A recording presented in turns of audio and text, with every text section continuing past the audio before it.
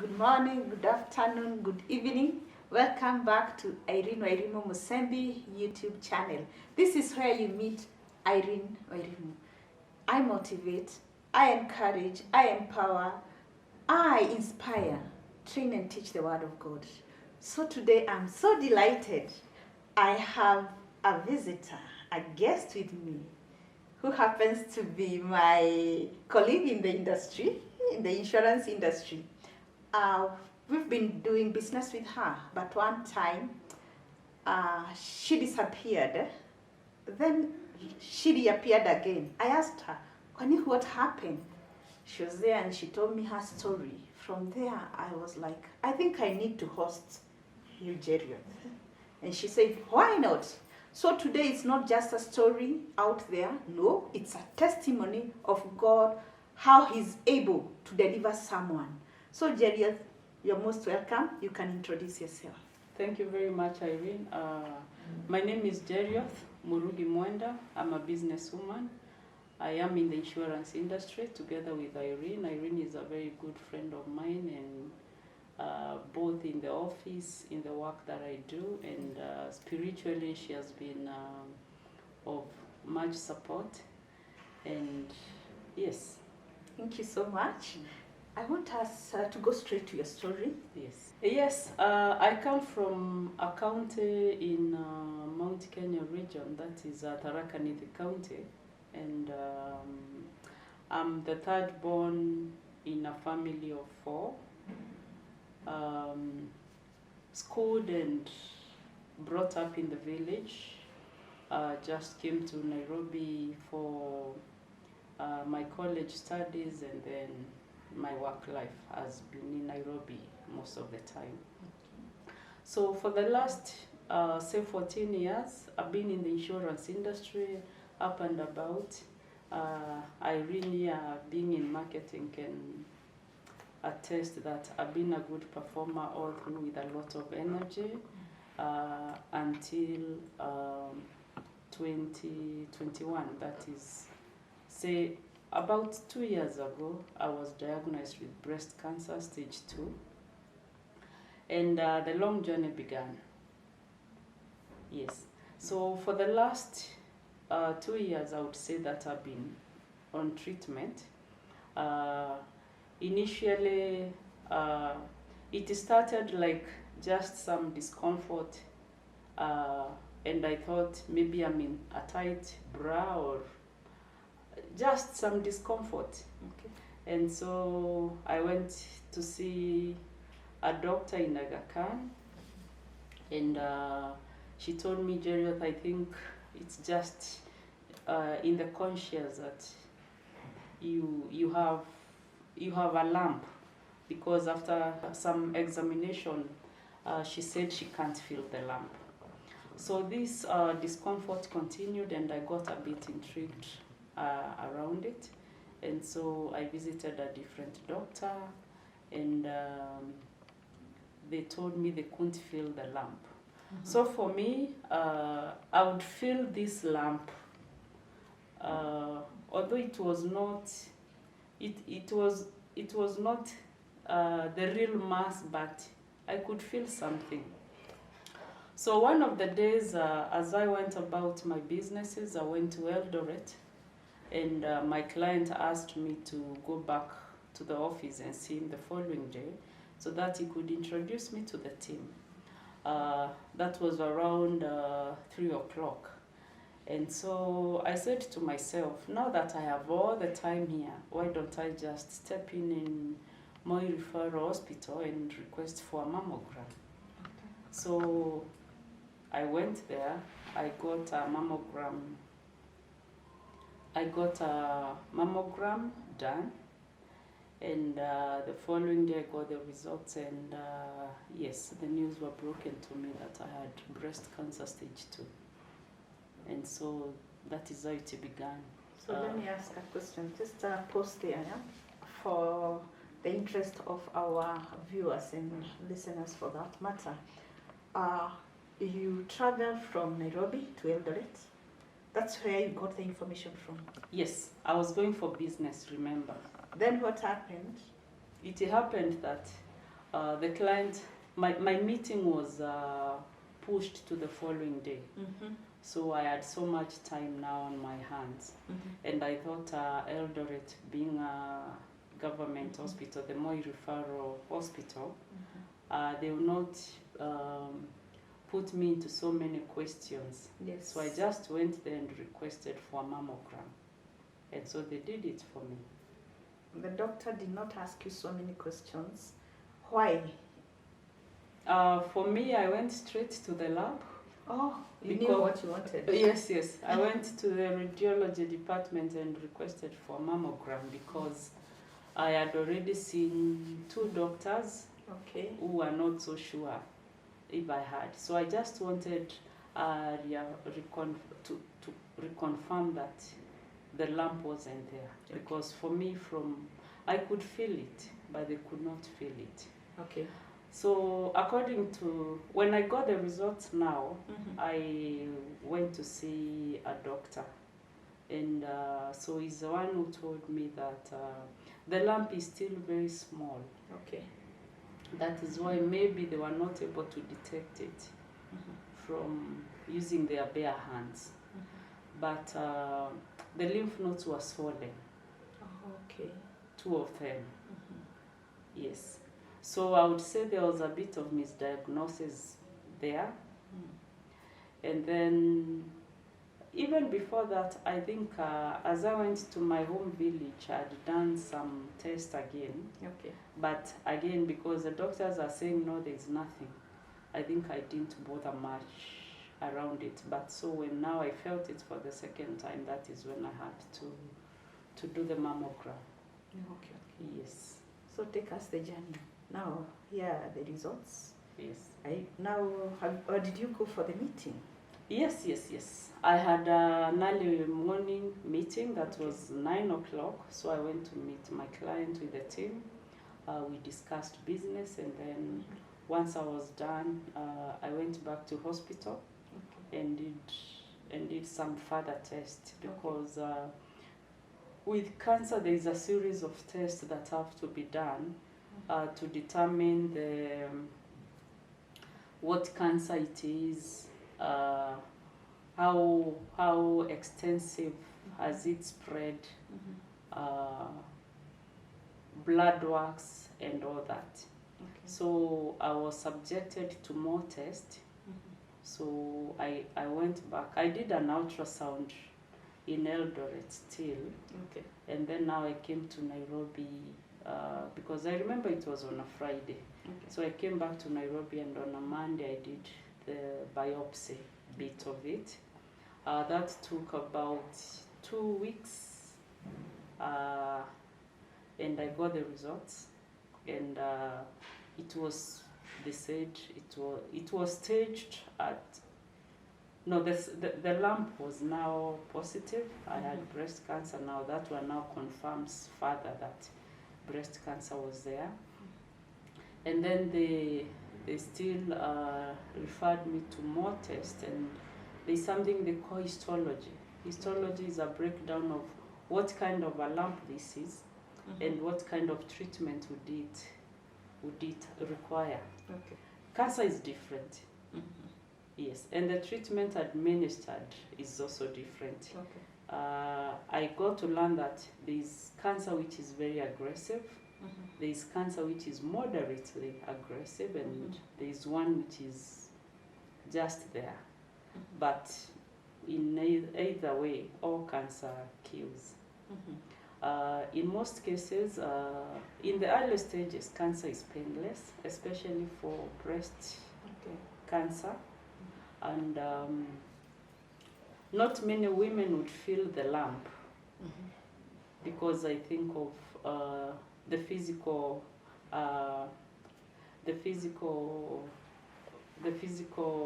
body, because it's not on the surface that you'll touch and just feel it. So if it is deep inside, one would really struggle to know if there is a lump in it. Yes. So after histology, that took again about 2 weeks, and then I now. How did you take the information? You know, sometimes when something like that. I have undergone so many tests one time. I think I done none, but good enough. It was not cancerous. It was because I was breastfeeding, and at that period was a bit. I was a bit anxious Yes. when you're waiting for results. But here you've gotten now the information. It's here on the table. How did you take that information as a person? Well, as a person, I think cancer news is not good to anybody. It is not good at all. It's devastating. You feel like your world has just crashed. And then now looking back in 2020, remember we had the COVID year. Yeah. And business was a bit low. So what really ran in my mind was, okay, for one, I was convinced beyond reasonable doubt that this is gonna be treated and I'll be fine. Okay. But again, I was looking at the financial aspect of it. I had medical insurance, I had life insurance, I had NHIF. But again, there are sub-limits in the medical insurance, even with NHIF. So I was just wondering if this treatment is going to be a bit costly. How will I handle that? Okay. And then financially, I think that I was on my lowest. Yes. That is now because of COVID. The year had begun so well, and I felt like things were really picking up. So again, I think I was my dreams were cut short, and I really felt that devastated me a lot for the fact that, okay, business is here, but now I can't do it. I even remember talking to the doctor and asking, can we start this treatment maybe after 4 or so months? Because I had a projection of a few businesses I wanted to bring on board. But the doctor told me, no, you can't do that because the type of cancer you have is very aggressive. Okay. So if we give it a bit of time, then it's going to crush you. And he just advised me to get started immediately. Of course, I had a meeting with myself now about 2 days later and asked myself, do I need the money and enjoy it in the grave, or do I stay without the money and struggle? But eventually, after treatment, I'll still get back to work. Yeah. So I made peace with myself and I started treatment. I also moved around different hospitals trying to get the costing of treatment. And I think most of the hospitals gave me almost similar quotations. But one thing I can say is that Kenyatta National Hospital was I liked them. Okay. Because they have social workers, and social workers do a follow-up on, how are you going to meet these finances? They'll advise you how do you have NHIF. If they give you an appointment of come on Friday and you don't show up, they follow up. Okay. So for the short time that I stayed without getting treated, Kenyatta Hospital, the social workers kept calling me. Wow, that's a plus for Kenyatta. Yes. I didn't know that. Yes. And then I think that really impressed me. But for some reasons I didn't settle for treatment in Kenyatta because I think my life has been, all through my life I've been helping the sick. So this time round, I was a sick person and I didn't have the emotional strength to see now other patients. Okay. So I really wanted some privacy, and that is how I settled for MPSHA. Okay. Yes, and MPSHA again is a good setup. They have a cancer center, they have a cancer support center, which is very, very educative. Okay. and supportive to cancer patients. They call it Faraja. No Faraja. Yes. The doctors were friendly.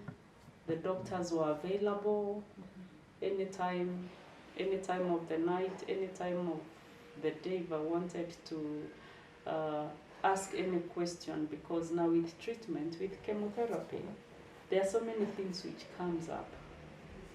Yes, unexpected. You may read all the side effects, but then again you may not vomit, but again here you pee a lot. So Okay. you have to be in touch with Your a doctor. Okay. Yes, so I think in that way they served very well, and their services were very good and friendly, and they were affordable. Okay. Yes. So tell us now, what did you learn about all that? It was a process. Did you require social support system? Or I'm trying to imagine, yeah, this news have been broken to you. Are you moving around, or you have people who are assisting you? And what did you actually learn from the journey? A journey of 2 years, it's not a short time, and especially for a woman like you who is, I've known you to be a very aggressive woman. Now here you are.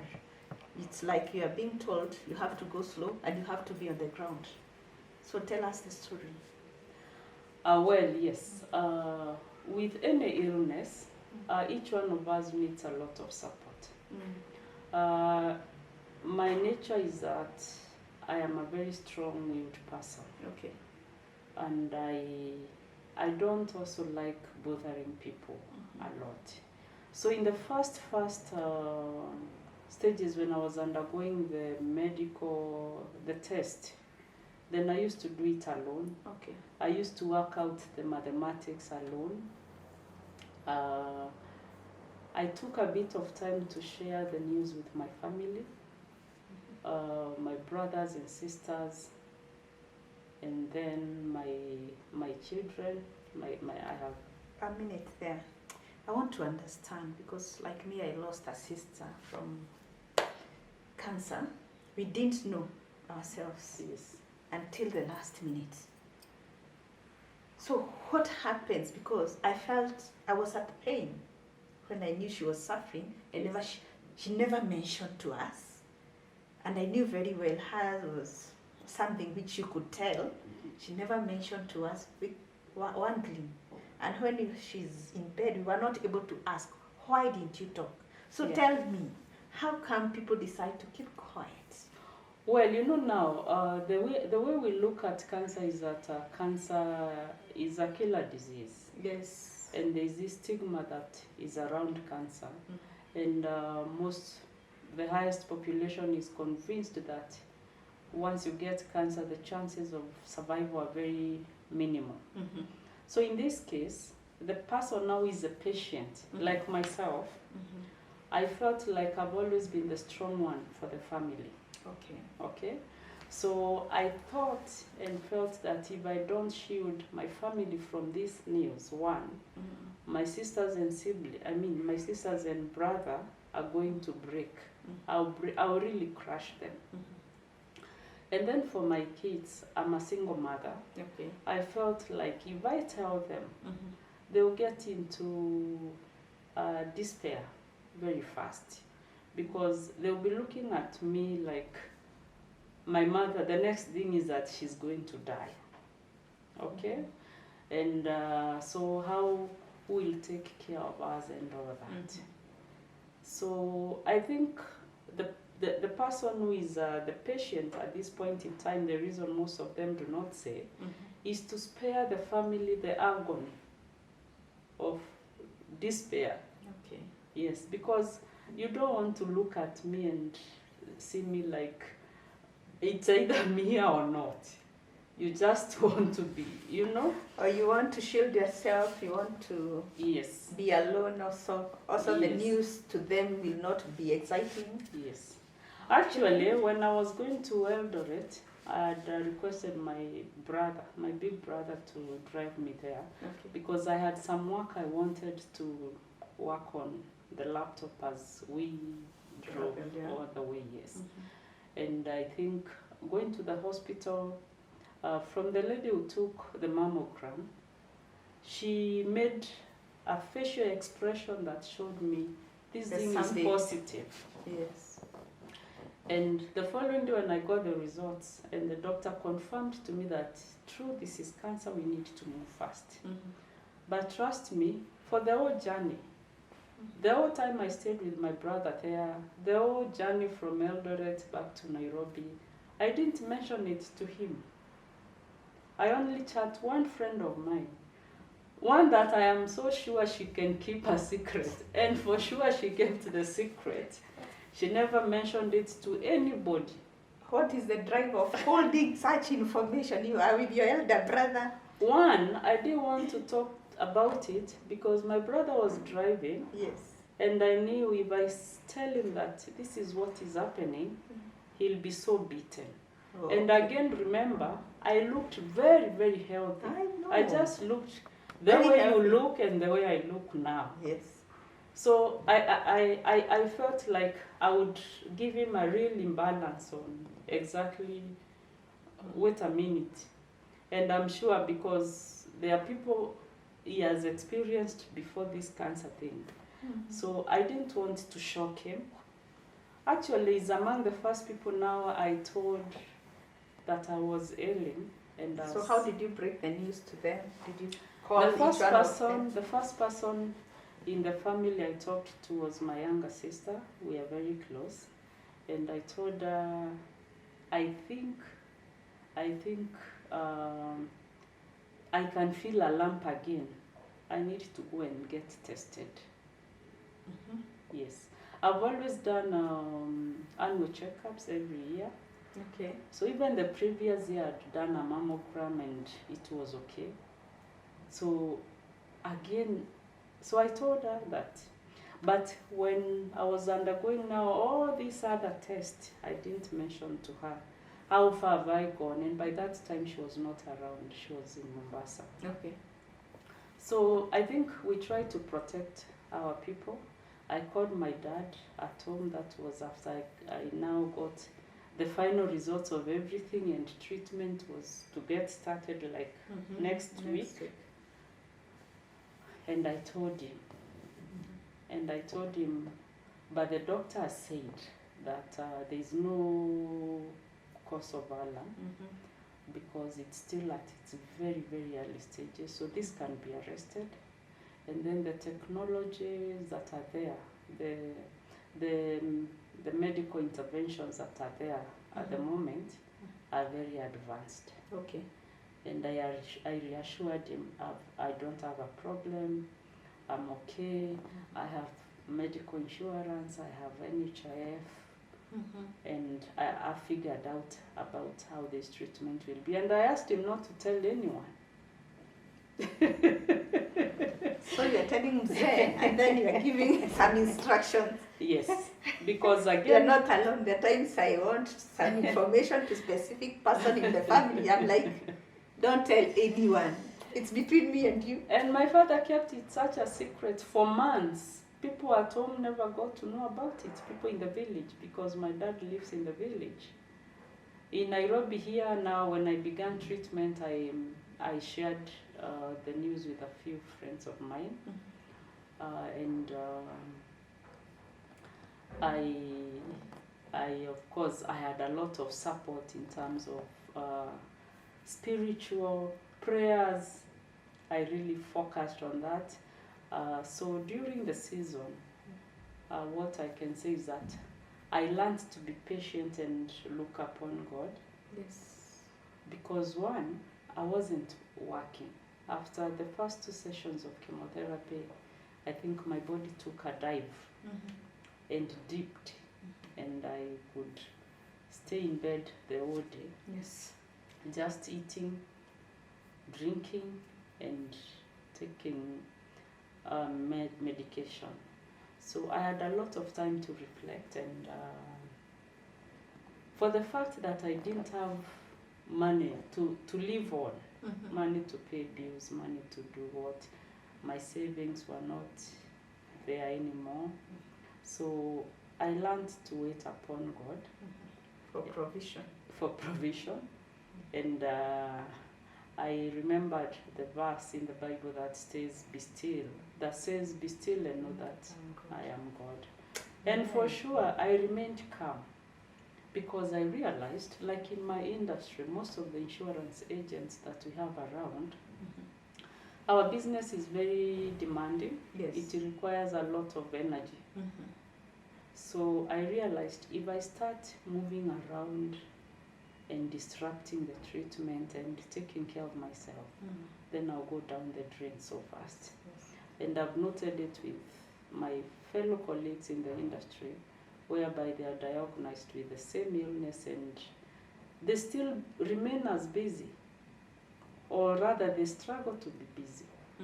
So cancer is a selfish disease. It needs somebody to really focus on it and get it treated and done. You have to take care of yourself at a spiritual level, physically, emotionally, and all that. Cancer subjects one to a lot of desperation because you feel you're fine, but you can't move. So you feel like you should be in an office somewhere working or talking to people and all that. So for the fact that you are waking up to doing nothing every day from a very busy life, Yes. that one really devastates one. Yes. So again, it requires a lot of mental support. You need a lot of counseling. You need a lot to talk with your friends, share with family what you're going through. Yes. You also need a very dedicated medical team because there are small things which keep cropping up that need to be addressed. And also you have to feed yourself spiritually with a lot of, like, you really have to focus on, that is the time now you have to rediscover there is a God. Because now with cancer, it's not about the money that you have, but it's about Wait a minute, God's explain grace. to us. Rediscover, I think I love that. Rediscover there's a God. Yes. Yes. Because for me, I think I've lived a very fast life. Yes. I'm a believer. I've always been a believer. Amen. I've fellowshipped, I've served in church and all that. Yeah. But when I fell ill and my health now started going into a dip, then I realized I am all alone. There are no friends at this time. Okay, the friends are there, they'll call you, they will do what. But again, remember, it was also a COVID season, so I tried to avoid a lot of visits. Yes. And I didn't have the strength to talk on phone. I remember, Yes. I think I called you. Yes. And you told me I'll call you back. Yes, yes. And from your voice, I'm like, she's not okay. I didn't know, by the way, until the time we came back to the office and I saw you, you're like, yeah. I'm looking at you, I'm like, is this Jerioth? I could see the eyes. Yes, so I had a very quiet time with myself and my God. Okay. Because you can stay awake the whole night. And you know, you can only watch these televisions and many other things. Even listening to the word, because I had my phone on YouTube all through. Okay. Listening to the word, reading, praying and all that, you can only do enough. Yes. But there is this time now that you're just there and quiet. And this is now the time that you know God really steps in. Amen. And fills the gap. Because again, you as Irene, your life is very busy even for your own self. Yes. So when you put a Jerioth here that you have to visit me every day, that you have to come and pray with me, encourage me, call me every day, it is not possible at all. Okay. When it comes to finances, you already have a budget on whatever, on your earnings. So again, you can only support me enough. Yes. And it is at this point in time now that you know really that God steps in. Amen. Yes. And I think God was faithful throughout the journey, and I did. I'm on treatment. I'll be on treatment for the next 5 years. Okay. So I still do hospital visits for checkup, and then for medication. Yes. But I underwent a very intense treatment. That was chemotherapy, surgery, and radiotherapy. And I think there is a particular drug there because, again, remember I said the cancer I suffered from was very aggressive. Yes. So it took me about 18 months for a particular injection there. Okay. Yes, and the injection was quite expensive. It was around 130. One injection. One injection. So cancer treatment is quite expensive. It is very expensive. And again, depending with what kind of a cancer is it. So like for my chemotherapy session, I would pay 232,000 Kenya shilling. Per session. Per session. How many sessions? I had 6 sessions. 200 times 6. That's 1.2 M. Yes. And you are feeding. Yes, and then in between here there are other things. There's so many One, things. you need a very special diet. 2, you are forever spending on small hospital bills. Yes. Then there's something you didn't tell us. I will take you back about how did you break to your children? Because again, for a mother, it's about my children. Anytime I'm doing anything, I think mothers will live for our children. Yes, that is true. So my biggest challenge now was not even to tell them that I have cancer, but my hair fell off. The first week after chemotherapy, my hair fell off. So that one really confused me. And when I started combing it and I could see it all over on the comb, I decided I'll ask my daughter to shave it so that I can keep short hair. Unfortunately, even the short hair now was falling. Then I realized now I have to clean shave, which I did. And I remember for my daughter it was okay because I would put some makeup and earrings, the big ones, I look good. But for my son, he said, "Mom, you look like a Maasai." Then he was like, you look like a cancer patient. That's what he said? Yes. And he was saying that when he was sitting on my bed, and I really felt so sorry for the boy. And I told him, "Joe, you know what? I am so tired of my old life. And sometimes it's good to shave as you start a new life." Wow. And because I didn't appear sickly, I always looked healthy. So he didn't really think I had cancer. Okay. But his instincts were so right and very up there. Yes. And then again with time is what I would do, like he would come home. From school. How old is he? He's 12. He was 11 years by then. By then he was 11. Yes. He was just like a preteen and yes. exploring and yes. must have Googled so much. Yes. We are living in a different generation. Yes. So this time round, he would ask, "Mom, how come you don't go to work nowadays?" Okay. I said, "But Joe, I just came home early and worked from home." So you remember since COVID we work from home. So I said, okay, now I have to work around that. So every day I would around now when they're about to come home, I would shower, dress up officially, leave the house. I would just walk to his school there or even go to a neighbor's house. But once he comes in, even if he comes in and finds me now officially dressed and looking office, like I'm from the office, that wasn't bothering me.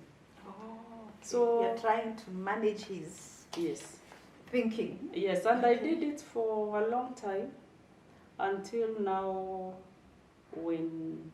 Long is how long? How long is 2 that? to I 3 told months. my kids about this issue of cancer when I was done with chemotherapy, when I was done with surgery. When you are in hospital, what did you tell them? Nothing. I spent only 2 nights in hospital. Then when you come home? One, my daughter was in 4th form. Oh, yeah. So I had to really protect her from knowing. Mm-hmm. And when I was about to do the surgery, I wasn't so sure because I was told there are pipes which are put to drain, I don't know what. Let me ask you something. Yes.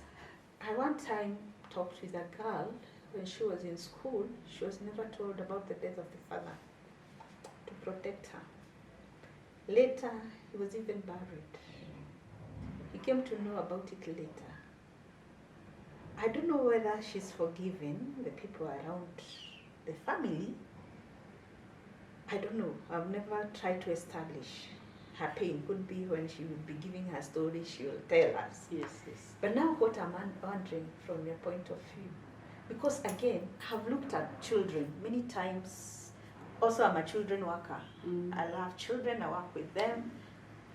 I teach them, I do everything with children. So sometimes I look at children in such situations. Children are left out. One time, a friend of mine passed on from cancer, and the children told the dad, we need to go and see our mom. We've been going to hospital alone. Right now we want to go and see her. Yeah. And one of them, she was not a bit happy because she was kept aside. Being a teenager, she was kept aside from all the information. And I listened to the two sides of the story. Everyone in the family was devastated because of cancer. But now I'm wondering, Jerioth, where do we place children when it comes to such information? Because, for instance, if you went to hospital and you don't come back, think of that. And thank God it never happened. Yeah. But you are talking not because of you, because of other parents out there. Yes. Some of the children workers like us, we know the information, but I cannot tell so-and-so because the father would like so-and-so to know. Yes. I'm teaching, but I know your mother is in critical. One time, I'll not mention, but I visited a child whose parents were out there for treatment. Here I am, and the boy keeps on asking, where is dad and mom? I'm told to manage, together with now the uncle. We managed, and we took nice photos so that we sent to the parents. But here I am. We are protecting the children. How do we handle this situation? You experienced it. Yes. For me, it was such a struggle. Yes. Because, as I mentioned, my daughter was in class 8. Form Form 4. Yeah. And then I'm a single mother. Yes. However, deep in me, I would really have wanted to share with them. Yes. But I thought it would really Drain them, devastate them. And then I also realized people stigmatize people with cancer a lot. Because like I had issues with my landlord. He said, I have to increase the rent, and he became very unkind to me. So I think I developed fear. I developed a lot of fear. So I thought the best way would have just managed it, maneuver it, let me protect them. I also seek a lot of, I consulted with my friends a lot, the counselors, my pastor and all that. Everybody told me to tell them. But for me, there's no way I would have told my daughter. And I knew if I told my son because he was younger, then he would definitely tell the daughter, the sister. And also my son's friend lost the mom. Just around the same time I was sick. And he kept saying, Mom, you know, so-and-so mother has died. And he says she was sick cancer. And you know, they took him to boarding school. So he was not even at home when the mother died. And the father wasn't there because he works in the US. So I felt like I would really crush these people. But if my daughter was in that form, then I would have been very open with that. So after how many months you just sat with them and told them, or after now the treatment? After treatment, yes. After I did even radiology, even surgery. Initially with chemo, because I would get a lot of nausea, I maneuvered around it. Even the eating special food and all that. They didn't know. My house help did a mistake at in your mom. So my daughter was like, Mom, why is she restricting us from eating? See, this is our house. But she couldn't talk about the medication, and you know, children can enter everywhere. Yes, and you see now those things, there are many things that my food was just special food. But I still withheld the information from them. I believe, let me tell you, maybe she'll tell you later, she knew everything within her mind. There must be something, you know, for teenagers, all young adults. They My get a lot son of knew. information. For sure, Yes. my son knew 100%. Wow. But again, he could not relate me with a patient. Oh yes, because you are Because I strong, looked strong. healthy, I looked strong, except for my hair. And he kept asking, when is your hair growing back? I added weight, so the only thing that really didn't convince him I'm sick is how I looked. So now for my daughter, she didn't think about it at all. So one day when she came from school, you know, the hair falls off completely. So with time, my eyebrows fell off. So when she closed school that day, and I couldn't pick her because I couldn't drive, she came home and she was like, Mom, where are your eyebrows? Now it hit me. Then I said, my eyebrows have actually started growing. That is the time I told her about the story. I told her, you know what, Joy? We're in a Thanksgiving mood in this house because God has healed me. When you were sick, nikamwambia yes. You know, last year I was diagnosed with breast cancer. I was put through medication. I did a surgery. I did all this. was she about all About. Okay. And just like I keep telling you people and encouraging you to believe in God always. God has healed me. God has helped us. Like I've spent about 8 million in the medical expenses. 8 million? God, yes, 8 million. Okay. God has given us all that money. I've not been going to work because I was afraid of COVID. I am not telling her I was very weak to go and work. He said, oh really? Even I didn't even know, but I didn't think so. I just thought just the way you said you want to do that hair fashion with no hair on the head. So for my daughter, she didn't really pick it. But again, she was never at home. She was at home maybe 2-3 days, 1 week, and maybe she's there for the 1 week, I'm okay. Then anytime I would go to hospital, I would dress officially. Okay, yes. And not say I'm going to hospital. I just say. What about the boy? Now with him also now, when I told the girl, now I had a meeting with all of them, and I told them it's a time for us to really give thanks to God for healing me, for doing ABCD, and I told them I decided not to tell you people that I was diagnosed with cancer last year because I didn't want to break you. And they were, yeah, you know, God is so good. Mom, so that's why I keep telling you I really believe in God. Wow.